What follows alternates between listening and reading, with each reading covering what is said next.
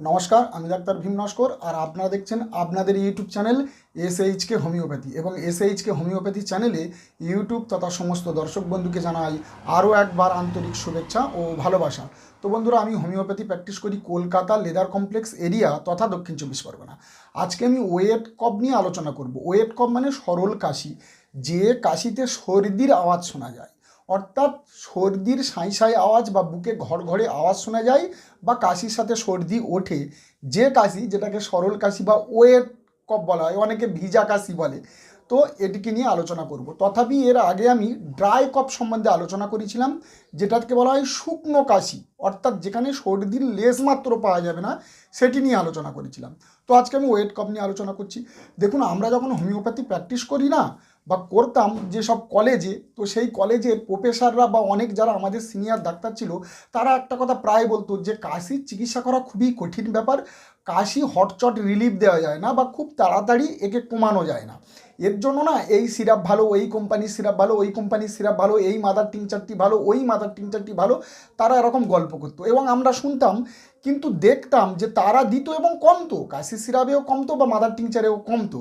কিন্তু আমি কোনো সময় এটা ইউজ করিনি। আমি আগের ভিডিওতে বলেছি, এই ভিডিওতেও বলছি, আমার ইউজ করার প্রয়োজন পড়েনি। আমার কাছে আগে তখনকার দিনে কাশির চিকিৎসা করতে গেলে অনেকটা পরিমাণে কঠিন হয়ে দাঁড়াতো, অর্থাৎ 30% রিলিভ হতো আর 70% রিলিভ হতো না।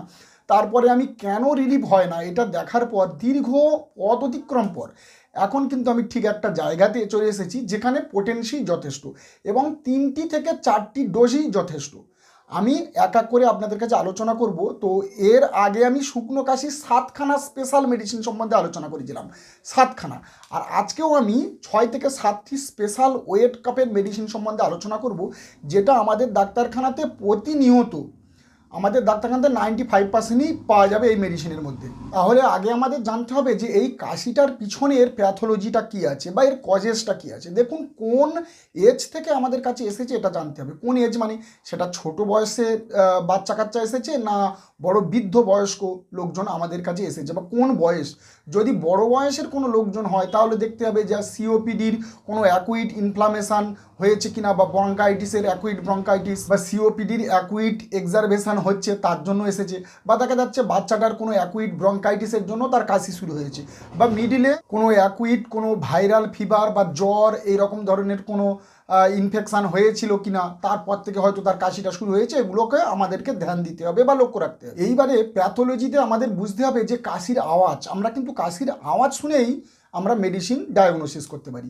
আমরা কাশির আওয়াজ শুনেই বলে দেবো যে এটা শুকনো কাশি না এটা ওয়েট কফ, মানে ড্রাই কফ না ওয়েট কফ। এবং কাশির আওয়াজ শুনে আমরা বলতে পারি যেটা আপার ট্রাক থেকে আসছে না লোয়ার ট্রাক থেকে আসছে, এটা আমরা বুঝতে পারবো। লোয়ার রেসপিরেটরি বা আপার রেসপিরেটরি যে কোনো একটা আমরা বুঝতে পারবো কাশির আওয়াজ শুনেই। আর সবার আগে একটা জিনিস আপনাদের মাথাতে অবশ্যই রাখতে হবে যে বাচ্চারা যখন কাশি নিয়ে আসবে, তাদেরকে ইমিডিয়েট তাদের বাবা মাকে বলতে হবে যে এর বুকে পিঠে যাতে তেল না মালিশ করে। দেখবেন আগেকার দিনে এটা খুবই করতো এবং এখনকার দিনেও এটা একটা প্রথা হয়ে দাঁড়িয়েছে। অনেক বাবা মা তাদের বাড়িতে বয়োজ্যেষ্ঠ অনেকে আছে, তারা দেখবেন বিভিন্ন রকম রসুন তেল, আয়ুর্বেদিক তেল বা সরিষার তেলের সাথে বিভিন্ন রকম মিশিয়ে টোটকা হিসাবে তারা বুকে পিঠে মালিশ করে। এটা কিন্তু খুব খারাপ, কারণ আমাদের প্রফেসর লেভেলের যারা ডাক্তার ছিল তখনকার দিনে, তারা তখন এটা বারণ করতো, খুবই বেশি পরিমাণে বারণ করতো। এবং আমি এখনও দেখেছি যে বুকে পিঠে যদি তেল মালিশ করা হয় তাহলে কিন্তু এটা অনেকটা পরিমাণে ক্ষতি। বুকেতে আপনার সর্দিটা বসিয়ে দিয়ে হাঁপানির টান আনিয়ে দেবে বাচ্চাদের, তাতে খুব অসুবিধা হয়। আর যে প্রাকৃতিক নিয়মে যে কাশিটা আসে, এ কাশিটা কিন্তু খুব ভালোই। দেখুন, কাশি হওয়া শরীরের পক্ষে ভালো, অর্থাৎ শরীরের মধ্যে যে ব্যাকটেরিয়া ইনফেকশান আছে বা ভাইরাল ইনফেকশান আছে, যে কফের মধ্যে যেগুলো জমে আছে, সেগুলো কিন্তু বার করতে সাহায্য করে বা এআরএনটিটাকে খুব বেশি পরিমাণে বাড়ায় এই কাশি। আর কাশি না হলে আপনার কফ কিন্তু বাইরে আসবে না, বা আপনার যে বুকে স্লেমা আছে, কফ আছে, সেটা কিন্তু বাইরে বার হয়ে আসবে না এই কাশি না হলে। আর বুকে পিঠে যদি তেল মালিশ করে কিন্তু এই কাশিটা আসবে না, বুকে সর্দিটা বসে যাবে, তাতে আরও ক্ষতি হয়।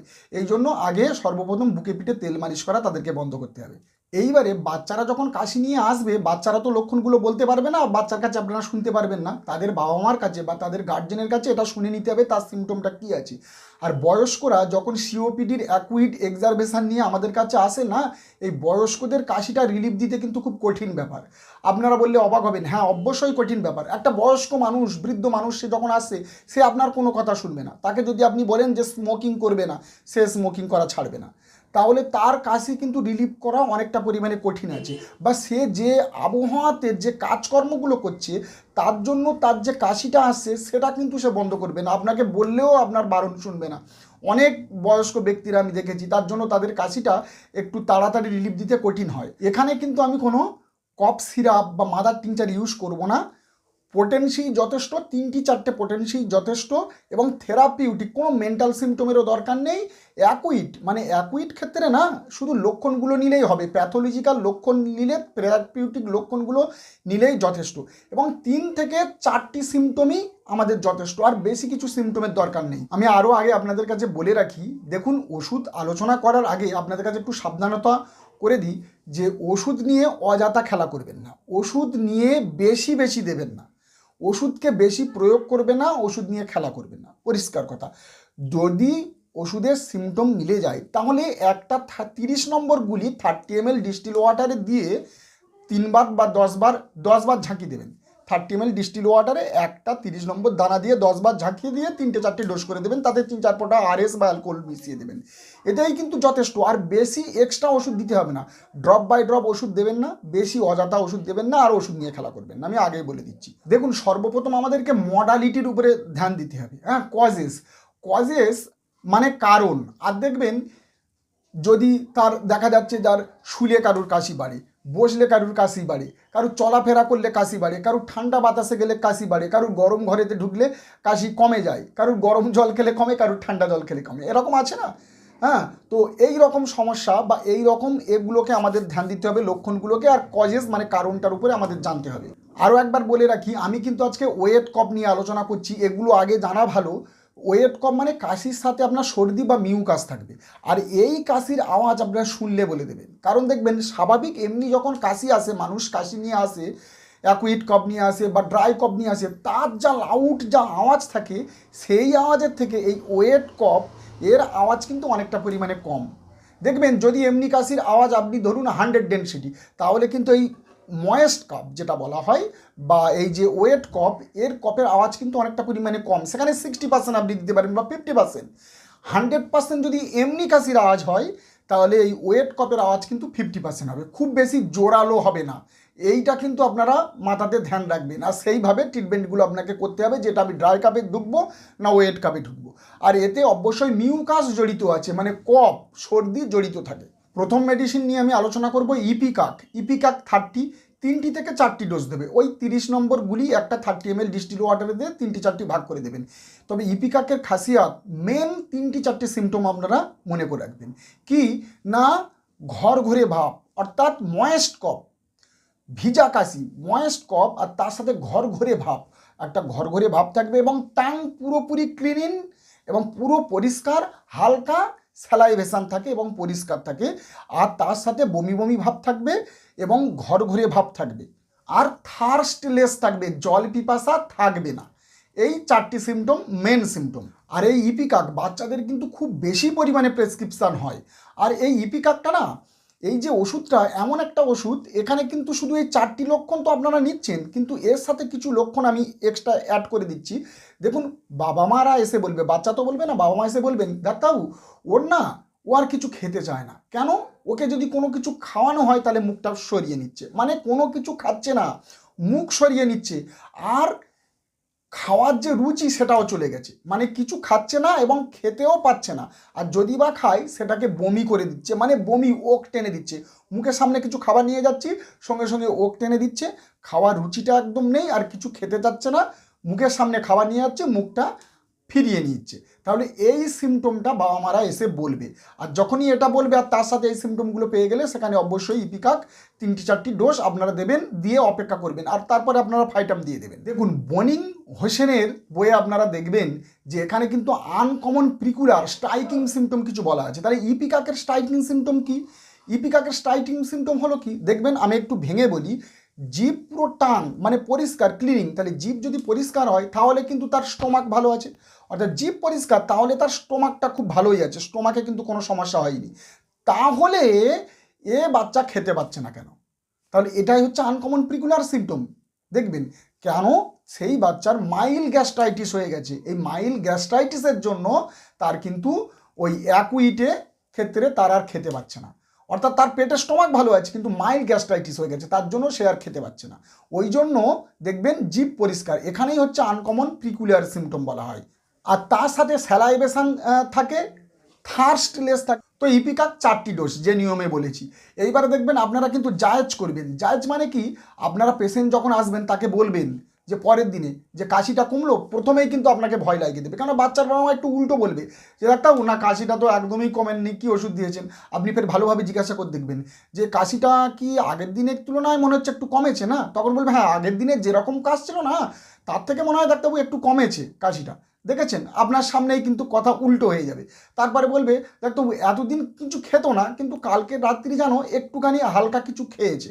তাহলে বুঝুন, যদি পুরো পারফেক্ট ওষুধ সিলেক্টেড হয় তাহলে একদিনে 50% কাশি কমে যাবে, তারপর 2-3 দিনের মধ্যে পরপর কমে যাবে।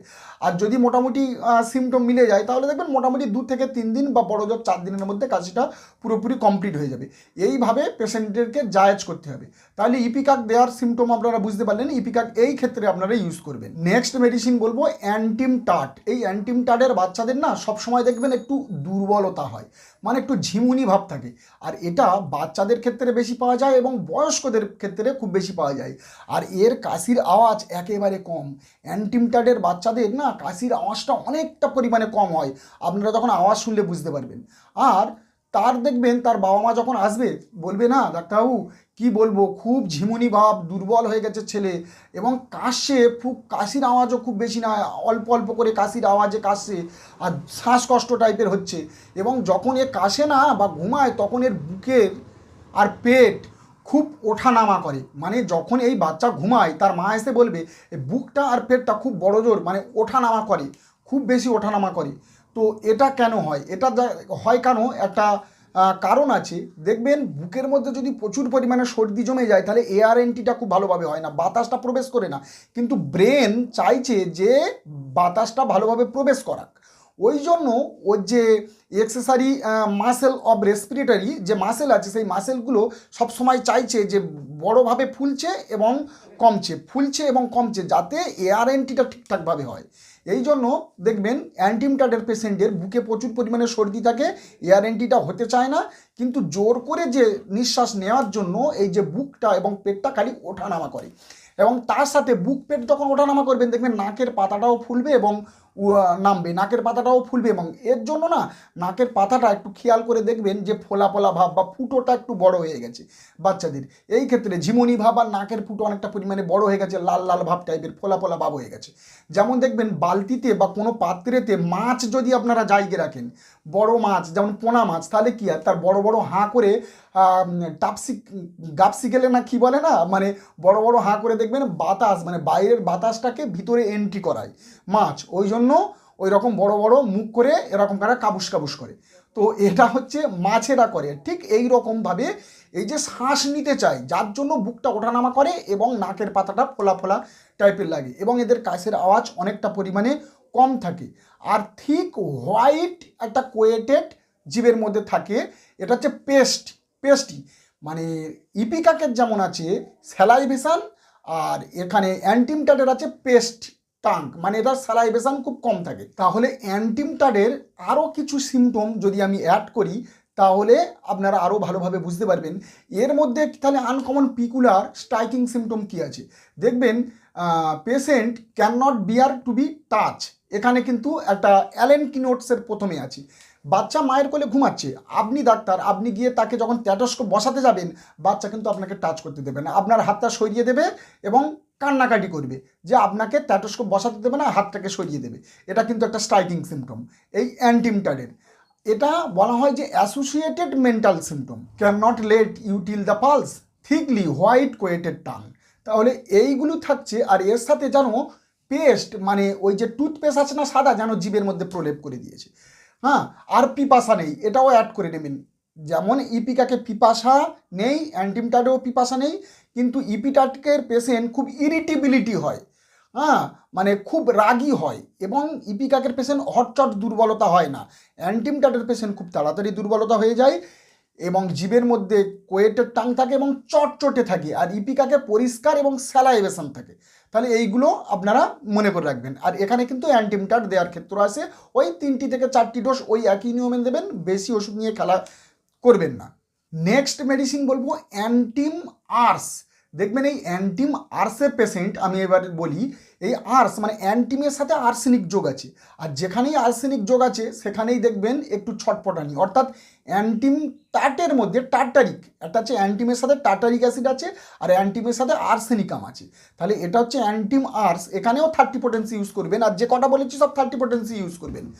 আর এই যে অ্যান্টিমাসের পেশেন্ট না, কেমন জানেন, এরা একটু সেলফিশ হয়, অর্থাৎ আর্সেনিকের পেশেন্ট একটু সেলফিশ, মানে যাকে যে তাকে উপকার করছে তাকেই সে কামড়াবে, এখানে একটু ছটপটানি ভাব থাকে। মানে এই পেশেন্ট না, দেখবেন রাত্রেবেলা একবার জল খাচ্ছে, একবার উঠে দাঁড়াচ্ছে, একবার খেলা করছে, একবার এদিক ওদিক যাচ্ছে, একবার শুচ্ছে, একবার উঠছে, একবার ঘুমাচ্ছে, একবার ঠেলে উঠছে, মানে আপনাকে জ্বালাতন করবে, মানে আপনাকেও ঘুমাতে দেবে না। কেমন সেলফিশ, মানে ও নিজে মনে করছে যে আমি ঘুমাচ্ছি না, আমার শরীর খারাপ, আর আমার শরীর খারাপ, আমি ঘুমাবো না, আর তোমরা নাক ডেকে ঘুমাবে, তাই কখন হয়? মানে বাইটিং টাম্বলার যেটাকে বলা হয়, হ্যাঁ, আর্সেনিকের একটা রুব্রিক আছে। তো এ যার উপরে, মানে যে তাকে উপকার করবে সে তাকেই কামড়াবে, এই রকম টাইপের এর স্বভাব। আর চঞ্চল, মানে এক জায়গায় স্থির থাকবে না। আর তার সাথে এর একটু জল পিপাসা আছে, মানে কীরকম জল পিপাসা, যেটা বার্নিং থার্স্ট, মানে অল্প অল্প করে ঘন ঘন জল পিপাসা, এবং একটু কমজোরি ভাব থাকে। আর্সেনিকের পেশেন্ট একটু কমজোরি ভাব, ছটপটানি, চঞ্চল, মানে সারা রাত আপনাকে পাগল করে দেবে, ছটপট করবে, ঘুমাবে না। তো এই রকম ধরনের যদি ময়েস্ট কাপ আর তার সাথে যদি কাশি থাকে, আর এই রকম অ্যাসোসিয়েটেড সিমটম যদি পাওয়া যায়, হ্যাঁ, তো তাহলে কিন্তু সেখানে অ্যান্টিম আর্স আপনারা দিতে ভুলবেন না। এবং অ্যান্টিম আর্সে না প্রচণ্ড পরিমাণে একটা দমের কষ্ট হয়, বৃদ্ধ মানুষের প্রচণ্ড পরিমাণে বুকে সর্দি গিয়ে ব্রঙ্কোরিয়া হয়ে গেছে, সর্দির তাল উঠছে, এবং প্রচণ্ড পরিমাণে সিভিয়ার দমের কষ্ট, কুকুরের মতো বড় বড় জিভ বার করে দমের কষ্ট, মানে দম ফেলছে, সেখানে কিন্তু এই অ্যান্টিম আর্স আর ক্যাসিয়া সোপেরা 30 অল্টারনেট করে কিন্তু অনেক রুগীকে আমি মানে রিলিফ দিয়েছি। তো এখানে কিন্তু অ্যান্টিম আর্সের যে সিমটম বললাম সেই সিমটমে 3 থেকে 4টি ডোজ আপনারা নিতে পারবেন। নেক্সট মেডিসিন বলবো হেপাসাল্প। এই হেপাসাল্পের কাশিটা কীরকম জানেন, আপনারা যখন স্টেথোস্কোপ বসাবেন তখন দেখবেন একটা ঘর ঘরে আওয়াজ পাবেন। ঘর ঘরে আওয়াজ মানে কীরকম, আর এর কাশির আওয়াজ কিন্তু অতটা পরিমাণে অ্যান্টিমটাডের মতো একেবারে কম নয়, এর অ্যান্টিমটাডের থেকে একটু পরিষ্কার এবং একটু জোরালো কাশি হয়। আর হেপাসাল্পের জিভ এতটা কোয়েটেডও নয় এবং খুব পরিষ্কারও নয়, মিডিলে আছে হেপাসালফার। আর হেপাসালফার দেখবেন জরি কাগজ যেমন মুড়লে বা কাগজ যদি আপনি মোড়েন তাহলে কর কর করে আওয়াজ হয়, ঠিক সেই রকম ধরনের একটা আওয়াজ বুকের মধ্যে পাওয়া যায়। আর এটা বিশেষত শীতকালে খুব বেশি পরিমাণে আসে, 40% শীতকালে আপনি পাবেন। শীতকালে ঠান্ডা হাওয়া লেগেছে, তারপর থেকে তার কাশি শুরু হয়ে গেছে, তাহলে হেপাসালফার ভালো কাজ করবে। এবং হেপাসালফার পেশেন্টের আরেকটা খাসিয়াত আছে, দরজা জানালা বন্ধ করে চুপচাপ ঘরের মধ্যে থাকবে, মানে একটু যদি ঠান্ডা বাতাস যদি সেখানে প্রবেশ করেছে তো হেপাসালফের কাশি বেড়ে যাবে। আর শীতকালে কাশিটা বেশিরভাগ নিয়ে আসে হেপাসালফের কাশি।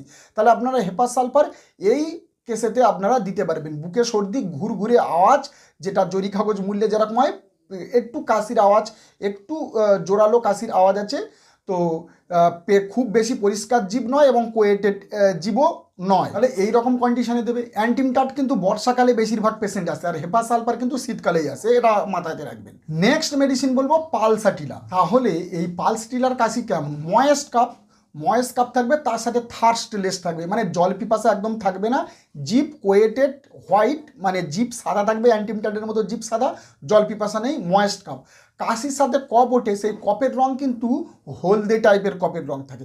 এগুলো আপনারা সব জানেন, মেডিকাতে আসে 3-4টে সিমটম নিলে হবে। কিন্তু মেন সিমটম কি জানেন, পালসেটিলার পেশেন্ট হচ্ছে ওপেন এয়ারেতে কমে, মানে ঠান্ডা বাতাস মুক্ত আবহাওয়াতে এর সমস্ত রকম কাশির সমস্যাটা কমে যায়। ওই জন্য পালসেটিলার পেশেন্ট যখন ঘরের ভিতরে থাকবে না, দরজা জানালা খোলা রেখে ঘুমাবে। ওই জন্য বলে না যে পালসেটিলার পেশেন্ট দরজা জানালা খোলা রেখে ঘুমান কি, ওই জন্য জিজ্ঞাসা করে অনেক ডাক্তাররা। তো দরজা জানালা যাতে হাওয়া পাস হয়, এই রকম হাওয়া যখন পাস হবে তখন কিন্তু পালসেটিলাতে মানে পেশেন্টের কাশি অনেকটা পরিমাণে কমে যাবে, এতে কমে যাবে। যেমন ইউমেক্সি হাওয়া লাগলেই বেড়ে যায়, তাহলে ব্রায়োনিয়া হাওয়া লাগলে বাইরে গেলে তার কমে যায়, পালসেটিলাও বাইরে গেলে মুক্ত হাওয়াতে কমে যায়, ঘরের ভেতরে ঢুকলে তার কাশি বেড়ে যাবে ব্রায়োনিয়ার মতো।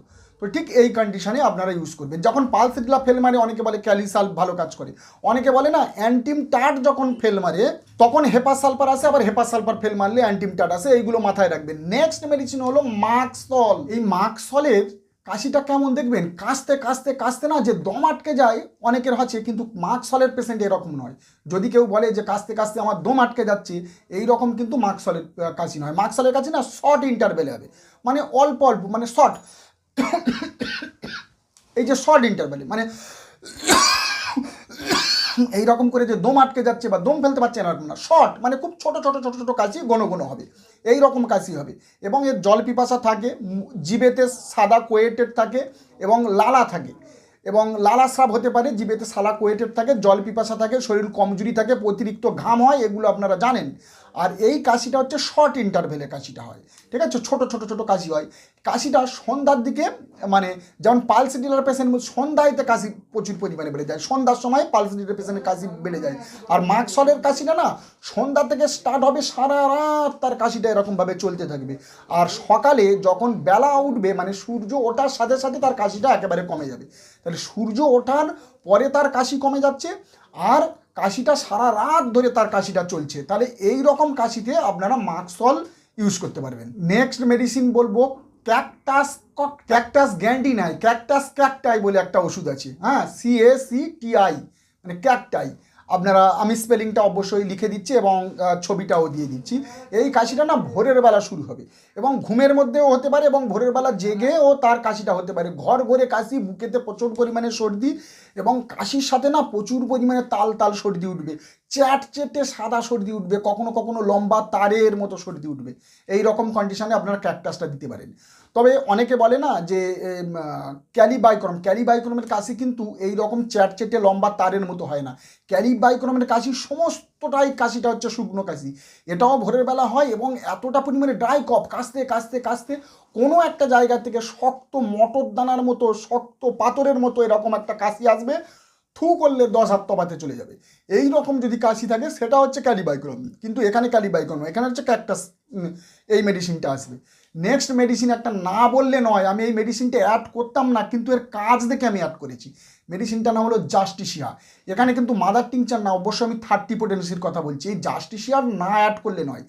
আপনার কাশি হঠাৎ ঠান্ডা ঠান্ডা লেগেছে, বা শীতকাল, গরমকাল, বর্ষাকালে ঠান্ডা লেগেছে, আপনার কাশি শুরু হয়েছে, নাক দিয়ে জল জল বার হচ্ছে, এবং এই জলটা নাকের পড়া বন্ধ হয়ে গেছে, পড়া বন্ধ গিয়ে নাকের মধ্যে সর্দিটা জমে গেছে, বুকের মধ্যে সবে সর্দিটা জমে গেছে। সেখানে এই সর্দিটা ক্লিয়ার করার জন্য আর কাশিটা হওয়ার জন্য আপনি জাস্টিসিয়া 30 ব্যবহার করবেন। কিন্তু এখানে শেষ নয়, এর পরবর্তীকালে সর্দিটা যখন আরও ডিপেতে বসে যায়, বসে গিয়ে হালকা দমের কষ্ট চালু হচ্ছে, সেই কন্ডিশনেও আপনি এই জাস্টিসিয়া ইউজ করতে পারবেন। এছাড়া বৃদ্ধদের আমি দেখেছি এই রকম শ্বাস প্রশ্বাসের সমস্যা, দমের কষ্ট, বুকেতে সর্দি প্রচুর পরিমাণে ঠেসে গেছে, এই রকম কন্ডিশনেও জাস্টিসিয়া 30 ইউজ করে খুব ভালো কাজ করেছে। এবং এখানেও শেষ নয়, এর উপরেও, এর 3 নম্বরেও আমি বলবো, থার্ড পয়েন্ট, মানে এর পরের লেয়ার, যখন একেবারে সর্দি, বুকে নিউমোনিয়া মানে বঙ্করিয়ার মতো হয়ে গেছে, বুকেতে একেবারে সর্দি জাম হয়ে গেছে, ইনহেলার দেওয়া শুরু করেছে, মানে যখন এবার বলবে যে বাচ্চাকে আর রাখা যাবে না ডাক্তারবাবু, এবার মনে হয় ইনহেলার দিতে হবে, বুকে প্রচণ্ড পরিমাণে সর্দি জমে গেছে, তাহলে করকম কন্ডিশনে কাজ করছে, ঠিক সেই ক্ষেত্রে আপনারা কিন্তু এই জাস্টিসিয়া 30 ইউজ করবেন। আমি পরীক্ষিত বলে আপনাদের কাছে বলছি, আমি অনেক পেশেন্টকে দেখেছি না এই রকম কাশি, মানে বুকের মধ্যে অ্যান্টিবায়োটিক খেয়ে খেয়ে খেয়ে খেয়ে খেয়ে, কাশির সর্দির অ্যান্টিবায়োটিক খেয়ে খেয়ে বুকের মধ্যে শুকনো দড়ির মতো সর্দি একদম পেঁচিয়ে গেছে, শ্বাস প্রশ্বাস নিতে পারছেন, লেবুলাইজার করতে হয়। এরকম অনেক পেশেন্ট আছে আমার, অনেক দেশ বিদেশ থেকে আমাকে ফোন করেছে, ডাক্তারবাবু আপনার ওই জাস্টিসিয়ার ভিডিওটা দেখে না আমি ওষুধ খাইয়েছিলাম, তবে এখানে মাদারের না, 30 পোটেন্সি, এইরকম লেবুলাইজার দিতে হয়। সেই রকম কাশিতে এই জাস্টিসিয়া 30 ওই 2 ফোঁটা করে দিনে 3 বার, কেন পেশেন্ট পক্ষ বলেছিল, আমি যেরকম একটা দানার কথা বলছি তারা তো জানে না, তারা খাইয়েছিল 2 ফোঁটা করে দিনে 3 বার খাইয়েছিল, এবং তাতেও যে রেজাল্ট এসেছে, বলে আমার নেবুলাইজার দেওয়া বন্ধ হয়ে গেছে, বাচ্চা পুরোপুরি সুস্থ, শুধু সর্দি তাল তাল উঠতেছে, কখনো কালো সর্দি, সবুজ সর্দি, মানে হলদে সর্দি, তাল তাল উঠতেছে দড়ির মতো, মানে শয় শয় উঠতেছে। বলে আমরা দেখে অবাক হয়ে গেছি, এত সর্দি একটা বাচ্চার বুকের মধ্যে থাকতে পারে? তো এত সর্দি বার হয়েছে এই জাস্টিসিয়া 30 খাইয়ে। তাহলে আপনারা বুঝুন সেখানে আমি জাস্টিসিয়া 30 কীভাবে বাদ দেবো? এটা একটা ইন্ডিয়ান মেডিসিন, আপনারা বলুন। মেটিয়া মেডিকাতে তো আপনারা খুঁজে পাবেন না। তাহলে এটা পেশেন্ট পক্ষ এবং আমি দিয়ে যেটা হাতে নাতে রেজাল্ট পেয়েছি, এই জন্য আমি জাস্টিসিয়াটা এর মধ্যে রাখলাম। নেক্সট একটা মেডিসিন বলবো, এটা অ্যাড না করলেও হতো, স্যাংক্যান। অনেকে স্যাঙ্গুরিনিয়া ক্যানাডেন্সিস মেডিসিনটি দেয়।